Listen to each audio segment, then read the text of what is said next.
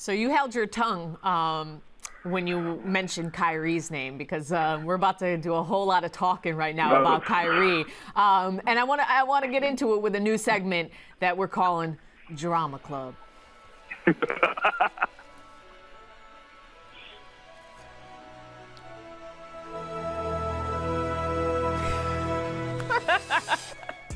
I mean, look, Kyrie said it himself. This is that's clickbait if I've ever seen it. So, look, remember way back when LeBron teamed up with Kyrie, finally brought a title back to the land? Of course you remember that. Everyone remembers that, except maybe Kyrie, because he went on Kevin Durant's new podcast, Perk, and said this. 10 seconds left. 1 point game. Who's shooting? You or Kyrie, KD? Depends on who's hot. I don't see it as anything other than that. Like 1-3 pick and roll, or it's an ISO for either one of us, or it's something great for our team. One thing I've always been comfortable with is, I felt like I was the best option on every team I played for, down the stretch. This is the first time in my career where I could look down and be like, that motherfucker make that shot too. So look, Perk, all of the comments leading up to this is the first time. We're fine, legit. He can have those feelings. But I think we're zeroing in on him saying this is the first time in my career that I've looked across and said that MFer can take the shot too. So, your thoughts? You know what? As much as I believe Kyrie sounds ridiculous, I blame a lot of this on Kevin Durant, right? This is his podcast, and he knew that Kyrie said that. He shouldn't have allowed that type of content to come out at this moment. So with that being said, I think KD wanted that to be aired out. He wanted to let Kyrie burn right now, because that's what he's doing. He's just burning up in flames because everyone is just tearing him up, and rightfully so, because he just disrespected LeBron James.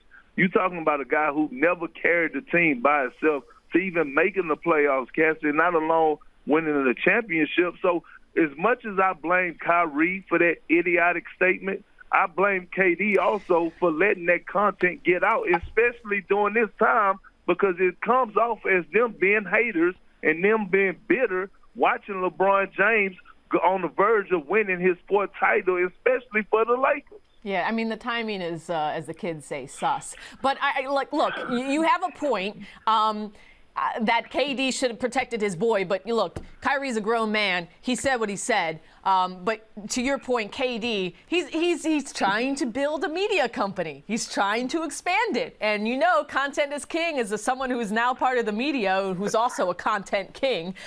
So I see your point, but I do want to move this forward to LeBron James, who was asked, yesterday about his relationship with AD.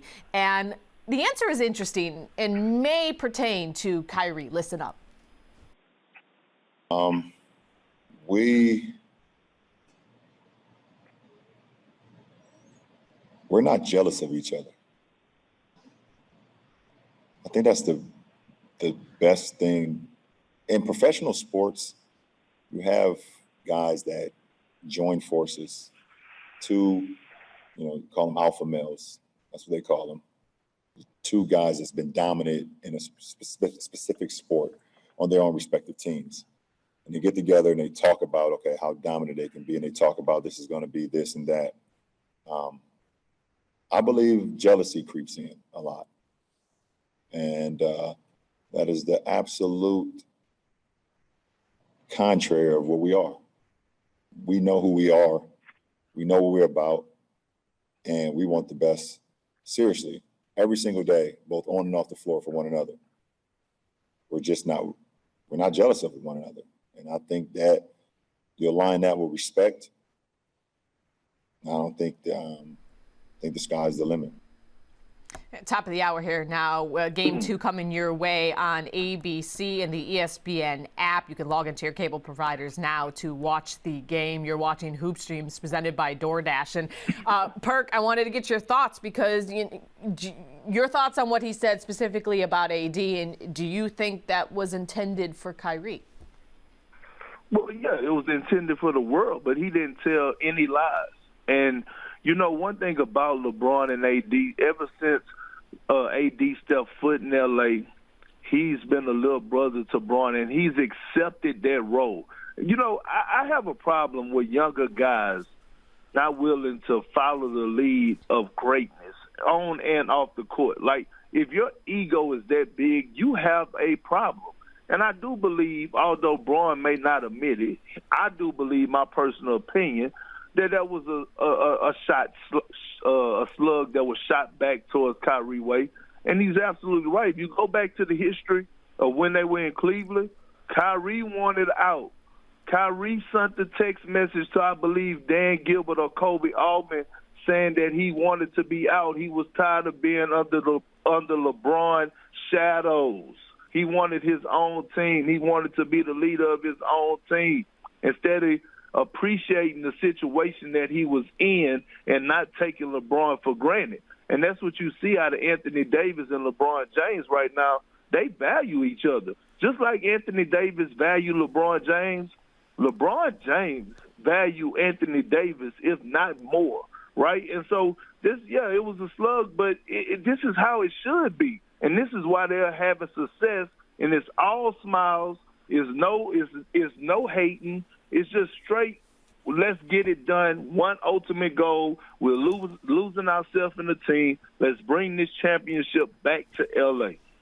I mean, yes, it could be both things. It could be him talking honestly about his relationship with Anthony Davis while also drawing from his experience with playing with Kyrie. So I think it can be both things.